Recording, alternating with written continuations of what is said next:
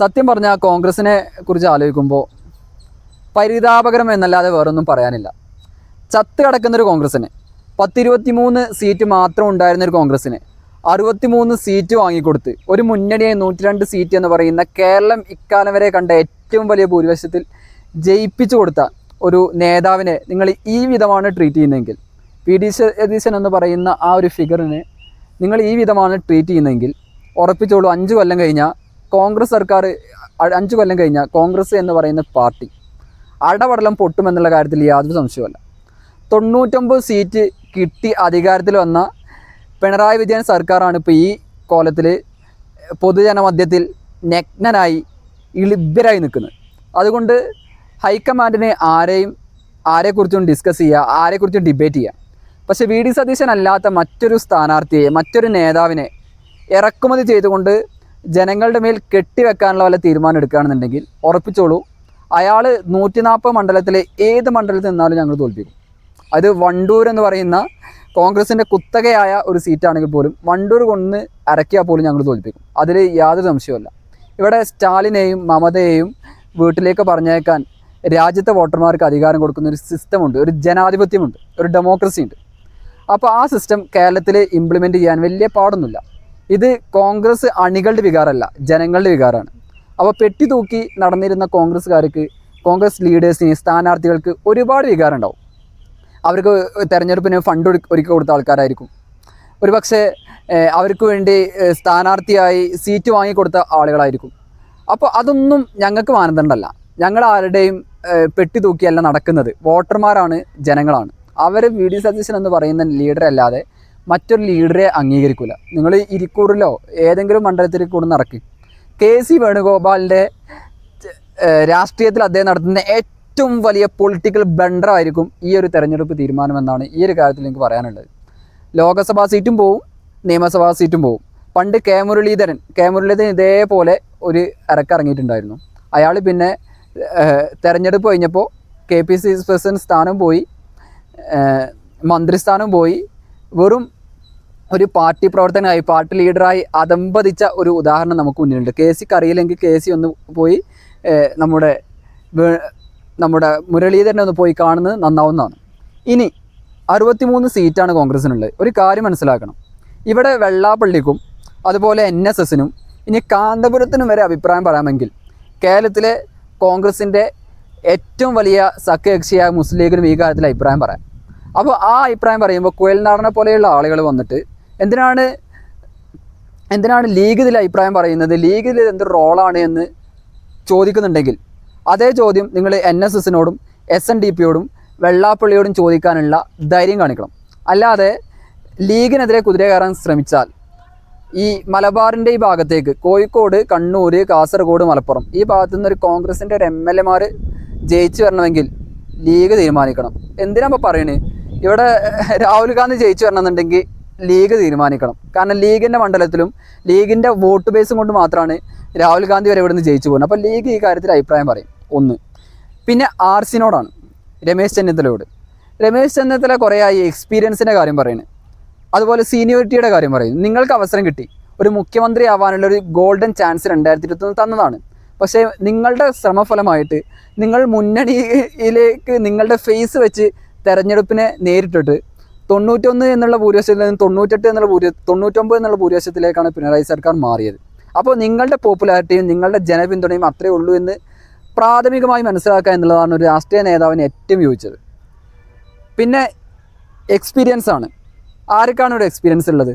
VD സതീശനാണ് experience ഇല്ലാത്തത്. അങ്ങനെയാണെങ്കിൽ എക്സ്പീരിയൻസിൻ്റെ കഥ വേറെയും കുറേ പറയാനുണ്ട്.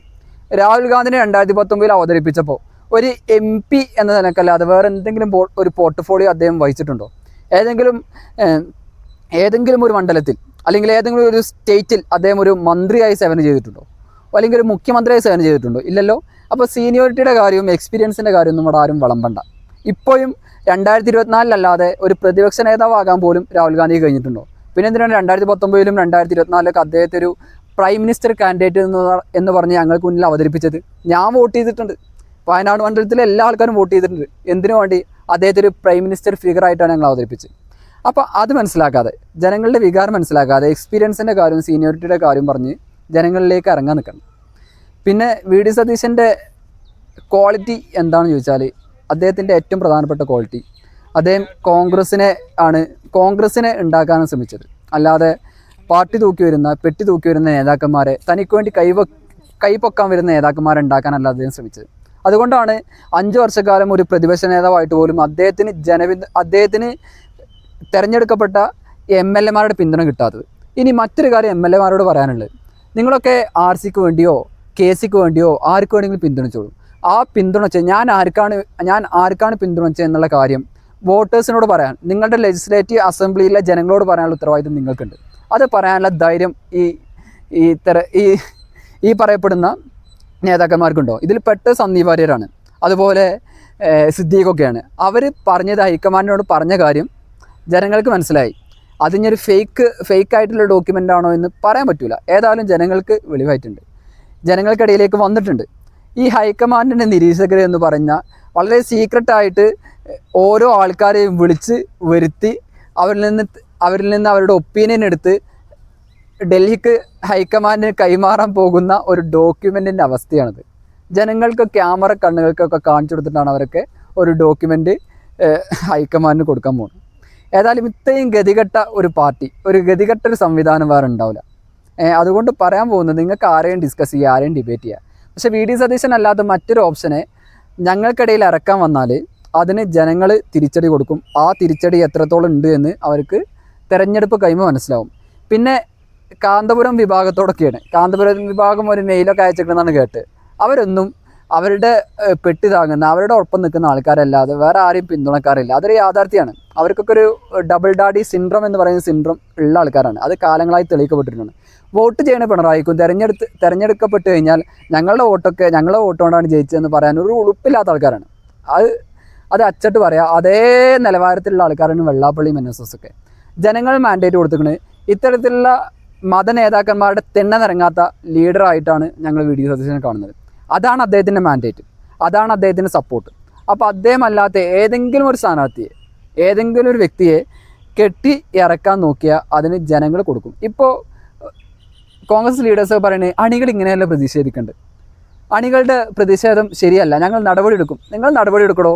നിങ്ങൾ എത്ര നടപടി എടുക്കും? ജനങ്ങൾക്കിടയിൽ നടപടി എടുക്കുക. ജനങ്ങൾ എന്തെങ്കിലും KPCC നിന്ന് വല്ല ഒപ്പും വാങ്ങിയിട്ടുണ്ടോ?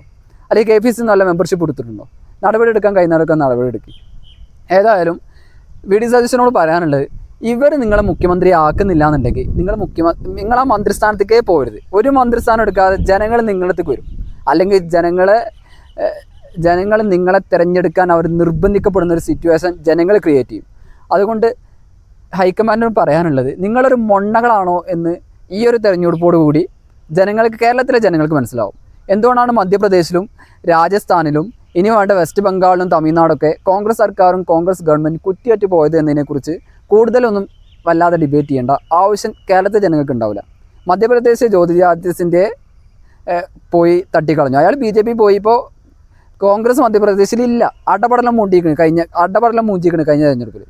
രാജസ്ഥാനിലും സെയിം സിനാരിയോ ആണ്. സച്ചിൻ പൈലിനെ ഒതുക്കി. അതേപോലെ 102 സീറ്റ് വാങ്ങിക്കൊടുത്ത് അധികാരത്തിലേക്ക് കൊണ്ടുവന്നൊരു സർക്കാരിനെ, ഒരു സംവിധാനത്തെ, ഒരു ഫിഗറിനെ, ഒരു പൊളിറ്റിക്കൽ ക്യാമ്പയിനെ, ഒരു ക്രൗഡ് പുള്ളറിനെ നിങ്ങൾ ഒഴിവാക്കി കളയാനാണ് തീരുമാനമെങ്കിൽ കോൺഗ്രസിനോട് വേറൊന്നും പറയാനില്ല.